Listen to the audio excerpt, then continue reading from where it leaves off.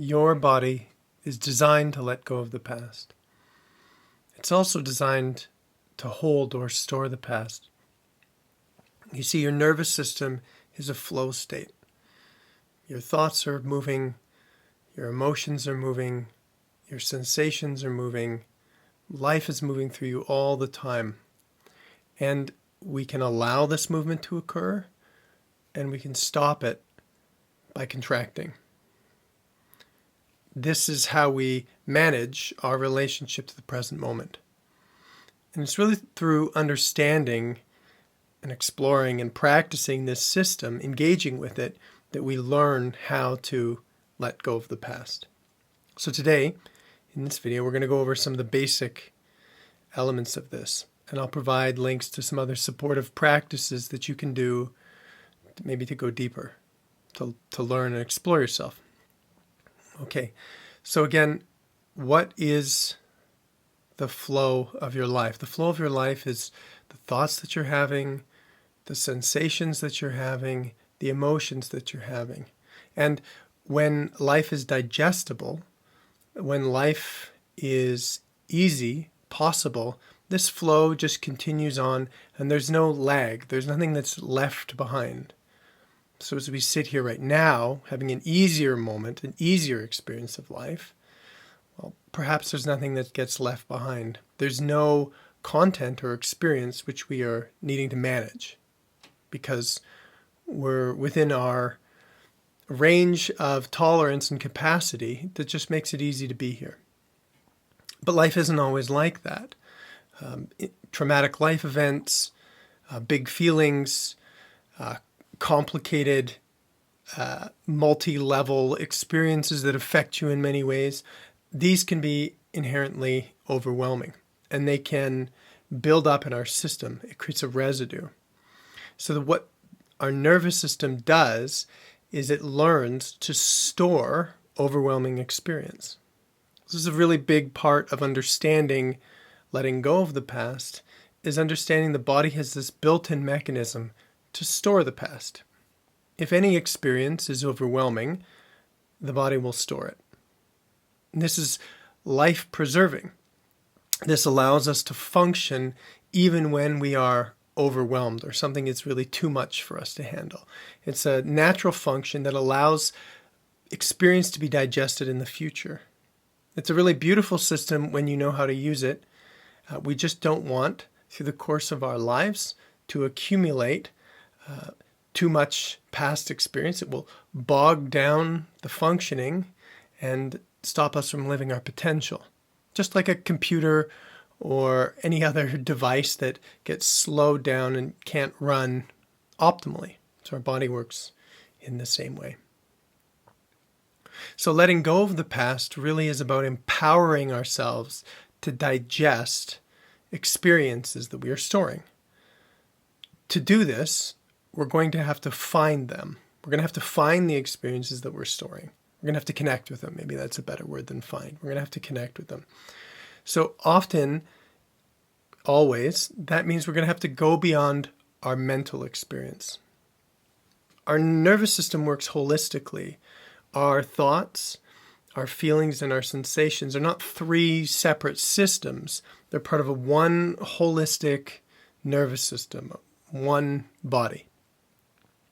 And so letting go of patterns of thought is incomplete. We have to let go of our thoughts, our feelings, and our sensations.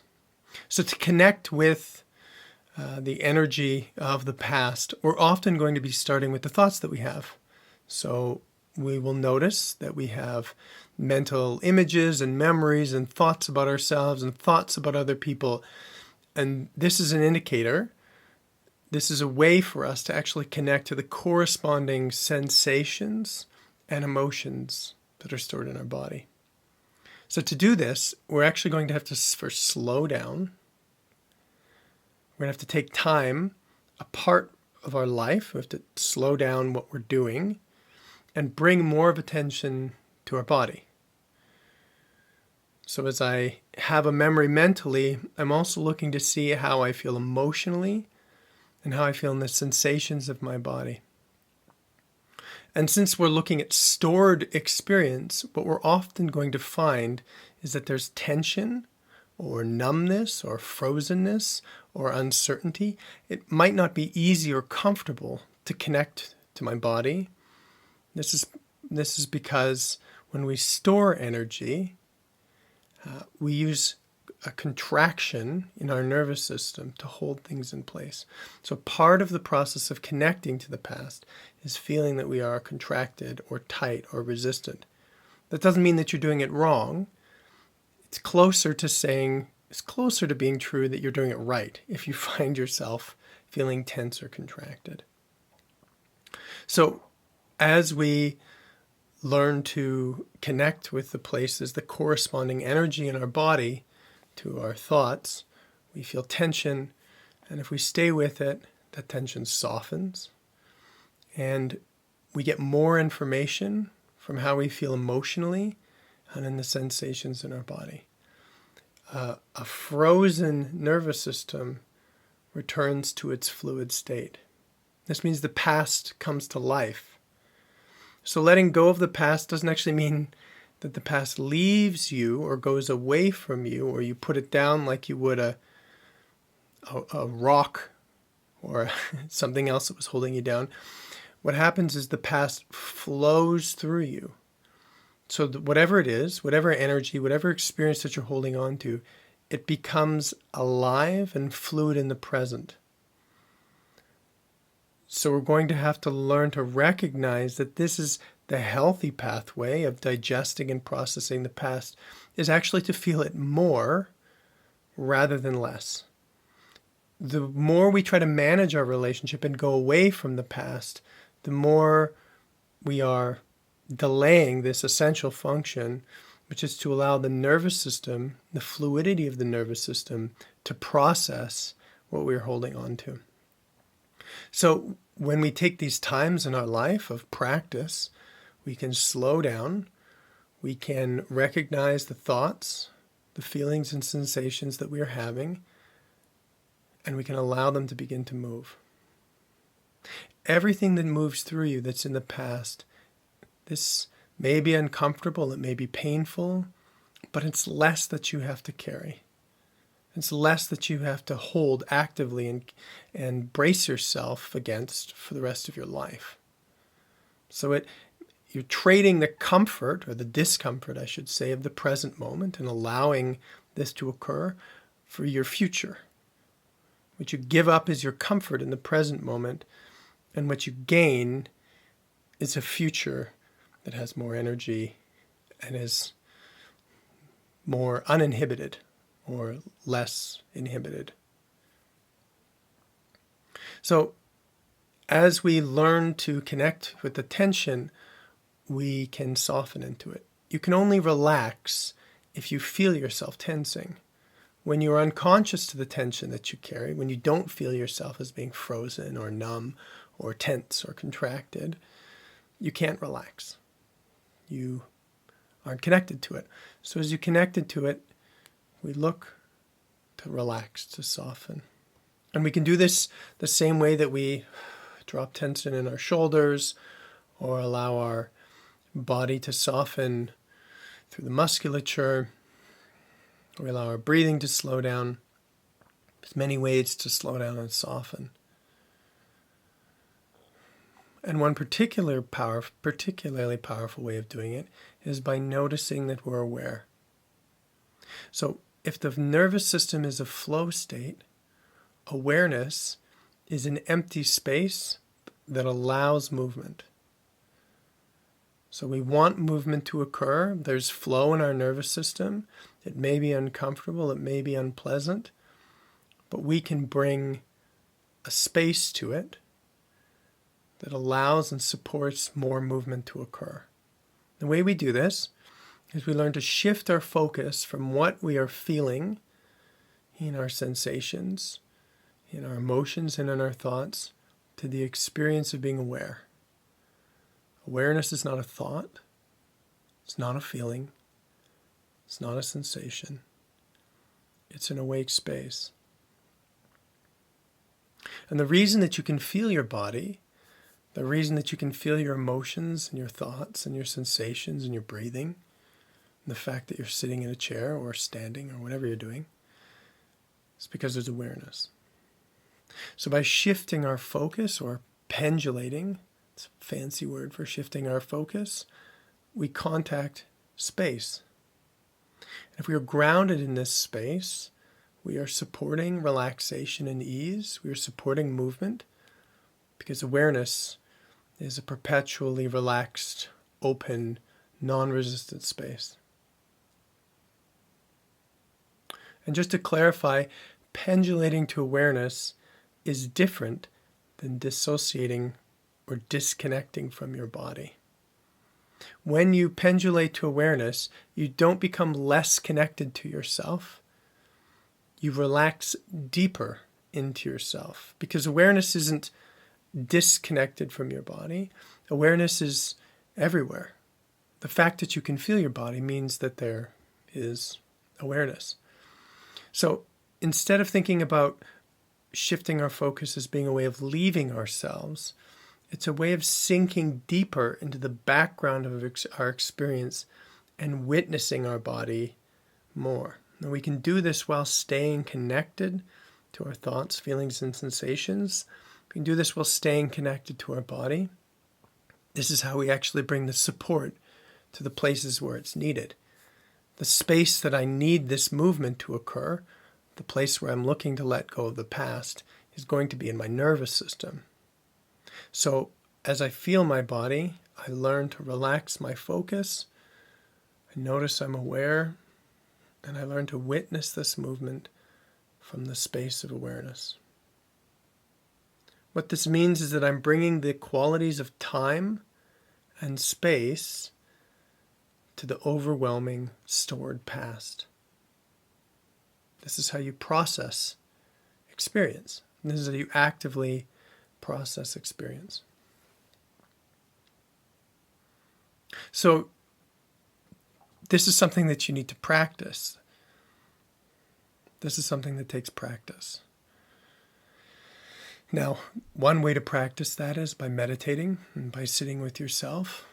Another is to sit with a therapist or another person who can actually support your body to relax. You can practice this through a process called co-regulation. And another time, we'll speak about how wonderful it is to have someone else be there. But what's really, really important is the more you practice this, the better that you get at it. Because what happens when you practice, really just being with yourself, feeling yourself holistically, allowing movement to occur and relaxing into it, is you strengthen, we could call it the circuitry of your nervous system. The more flow there is in your nervous system, and the more space you perceive in your body, the more you can process. So this system of processing, of letting go of the past, the more you do it, the more integrated and the more powerful, the more your nervous system can conduct, can process stored energy. So what this means is progressively we have more capacity to tolerate the charge that we are holding. And the more capacity we have, it means the less that we actually have to hold the past. So if we want to free ourselves from the past, it's not just about a mental attitude or a being ready or some sort of maturity that's like mental. It's really about the capacity of our nervous system. Again, the nervous system's job is to protect us from overwhelming experiences by holding on to them. So if we want to let go of the past, we are negotiating with our body. We are creating more capacity to hold charge, more willingness to feel pain and be uncomfortable, and the body will respond to that by allowing more of the past to be released, to flow out into the capacity that we have. I didn't learn this till much later in life, and I'm thrilled to be sharing it with you. So one way that you can practice this to have more experience exploring your body and the way that your nervous system functions, and a way you can gain more capacity, more integrated capacity in your nervous system, is to do some of the guided meditations that I have on my YouTube page. One in particular that I will link in the description is called Time, Energy, and the Stored Past.